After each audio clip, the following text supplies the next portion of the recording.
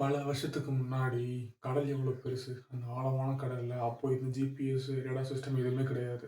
அந்த ஆழமான கடல்ல 2 பேர் தனியா பயணம் பண்ணி போய்க்கிட்டு இருக்காங்க. மிகப்பெரிய அலைகள்லாம் வீசிக்கிட்டு இருக்கு. அந்த அலைகள்ல வந்து அவ்வளோ சுலபமா கடந்து போக முடியாது. அந்த காலத்துல இருக்கக்கூடிய டெக்னாலஜி யூஸ் பண்ணி. ஸோ அவங்க முன்னாடி போக போக போக போக அடுத்தடுத்த பிரச்சனைகள் வந்துகிட்டு இருக்கு. அ அ அலைகள் வேகமா வர்றது, காத்து வேகமா அடிக்கிறது, தண்ணி அதிகமா இருக்கிறது. ஸோ இந்த மாரி வந்து நெறையா பிரச்சனைகள் நடந்துகிட்டு இருக்கு. அவங்க அதெல்லாம் கடந்து வரணும்னு சொல்லி எவ்வளவோ முயற்சி பண்ணிட்டு இருக்காங்க. அதுல ஒருத்தன் முன்னாடி போனவன் வந்து தான் மனசுல வந்து எவ்வளவோ பயம் இருக்கு. இந்த நம்ம கடந்துருவோமா இந்த விஷயத்த? இது நம்ம முடிச்சிடலாமா? இது நம்ம நம்ம பொழச்சுருவோமா? தப்பிச்சுருவோமா? ஏகப்பட்ட விஷயங்கள் மனசுல ஓடிக்கிட்டு இருக்கு. அவன் பயந்துட்டான் ரொம்ப. இது எப்புட்றா தப்பிக்க போறோம் அப்படின்னு சொல்லி பயந்துட்டான். பதட்டப்பட்டான் ஃபுல்லா.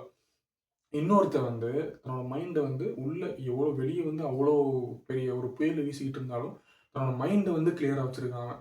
ஸோ அந்த மைண்ட் கிளியரா வச்சிருந்தவன், முன்னாடி அவன் போயிட்டு இருக்கான். என்ன பண்ணணும் அப்படின்னு சொல்லி அவன் டெசிஷன் எடுத்து போயிட்டு இருக்கான். மறுநாளும் விடியுது. யார் முதல்ல வந்திருப்பான்னு நினைக்கிறீங்க?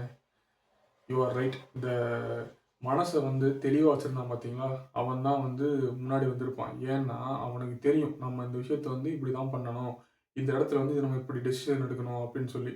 ஆனா பதட்டப்பட்டவன் வந்து என்ன பண்ணுவான்னா, ஒரு விஷயத்துல ஒரு டெசிஷன் கரெக்ட்டா எடுப்பான். ஸோ அடுத்த விஷயத்துல வந்து அந்த டெசிஷன் கரெக்ட்டா இருக்கும்னு நெனச்சு தப்பான டெசிஷன் எடுப்பான். So this is life. So இத நான் பொண்ணுங்களுக்கு சொல்ல விரும்புறேன். என்னன்னா வந்துட்டு ரொம்ப பயப்படுவாங்க எல்லாரும். மோஸ்ட்லி வந்துட்டு லைஃப்ப நெனச்சு, இப்போ ஒரு பதட்டம், வீட்ல என்ன சொல்லுவாங்க? வெளியில யாராவது நெனச்சுருவாங்களா? ஸோ அந்த விஷயங்கள் வந்து ஓடிக்கிட்டே இருக்கும் மனசுல. நம்மள வந்து தப்பா நெனச்சுருவாங்களோ, இவங்க அப்படி நெனச்சுருவாங்களோ அப்படின்ற மாரி விஷயங்கள்லாம் வந்து மனச போட்டு அரிச்சுக்கிட்டே இருக்கும் அவங்களுக்கு.